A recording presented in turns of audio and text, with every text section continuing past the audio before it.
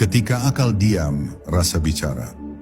Akal adalah anugerah, tapi dalam jalan makrifat, ia harus tahu kapan berhenti. Karena ada wilayah yang tak bisa dicapai oleh logika, sekuat apapun ia melompat. Seperti mata yang tak sanggup menatap langsung cahaya matahari, akal pun memiliki keterbatasannya sendiri. Ia bermanfaat sebagai penunjuk arah, tapi bukan sebagai pembuka hijab. Dan di satu titik, akal harus rela diam, agar rasa bisa bicara. Sebab rasa hanya akan muncul saat sang penguasa bernama aku berpikir menyerah. Dalam kehidupan biasa, akal sangat dibutuhkan. Ia menyusun langkah, menimbang keputusan, dan merangkai makna. Tapi dalam makrifat, semua itu menjadi seperti suara bising di tengah sunyi. Karena makrifat tidak ditangkap oleh pengertian, tapi dihadirkan dalam kesadaran. Ia bukan pemahaman, tapi penyaksian. Dan penyaksian itu tidak bisa terjadi jika akal masih berusaha mengendalikan segalanya. Maka mereka yang terlalu sibuk berpikir tentang Tuhan, seringkali tidak sempat merasakan kehadirannya. Rasa bukan sekadar perasaan, ia adalah jembatan antara jiwa dan cahayanya. Ia seperti pelita kecil di dalam dada yang menyala saat tidak ada apapun lagi yang bisa dijadikan sandaran. Ketika akal mulai kebingungan, ketika ilmu yang dikumpulkan tak lagi memberi jawaban, saat itulah rasa muncul dengan tenangnya, memberikan petunjuk tanpa suara.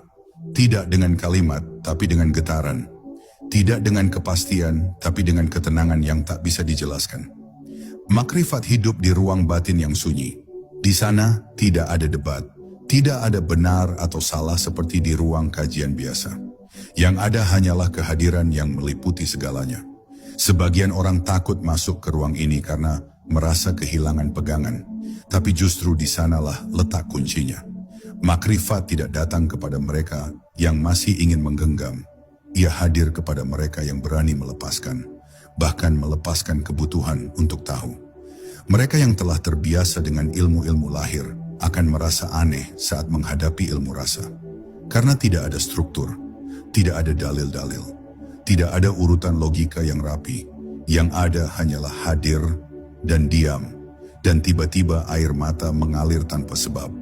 Jiwa bergetar tanpa alasan. Hati merasa disentuh oleh sesuatu yang tak terlihat. Inilah suara rasa. Inilah bisikan makrifat. Tidak muncul saat dikejar, tapi hadir saat kita cukup tenang untuk menunggunya.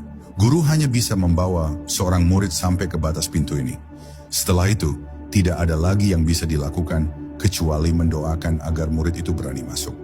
Karena masuk ke dalam makrifat adalah melangkah ke ruang di mana logika berhenti dan jiwa mulai hidup. Dan untuk bisa hidup di sana, seseorang harus mati dari dirinya sendiri. Mati dari pemahamannya, mati dari egonya, mati dari segala keakuan yang selama ini dianggap sebagai identitas. Dan setelah itu, barulah rasa bicara. Pelan, halus, tapi sangat dalam.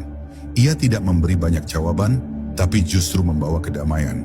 Ia tidak membuatmu mengerti, tapi membuatmu menerima. Dan penerimaan itulah pintu bagi segala penyaksian yang selama ini tersembunyi. Di sanalah makrifat menyapamu, bukan sebagai pelajaran, tapi sebagai kehadiran yang tak tergantikan. Yang mengetuk tak selalu masuk. Banyak yang merasa telah mengetuk pintu makrifat.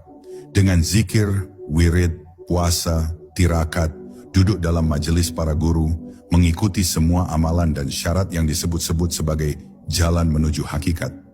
Mereka merasa telah cukup berusaha, bahkan sebagian mengira sudah dekat dengannya.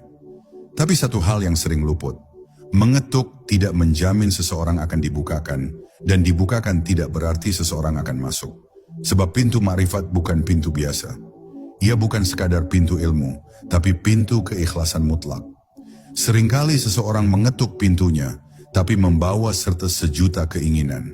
Ingin melihat, ingin mengalami, ingin merasakan, ingin mengetahui. Semua itu terlihat seperti kesungguhan, tapi di mata makrifat itu tetaplah bentuk halus dari keakuan. Masih ada aku yang ingin mencapai. Masih ada aku yang ingin mendapatkan. Dan selama masih ada aku,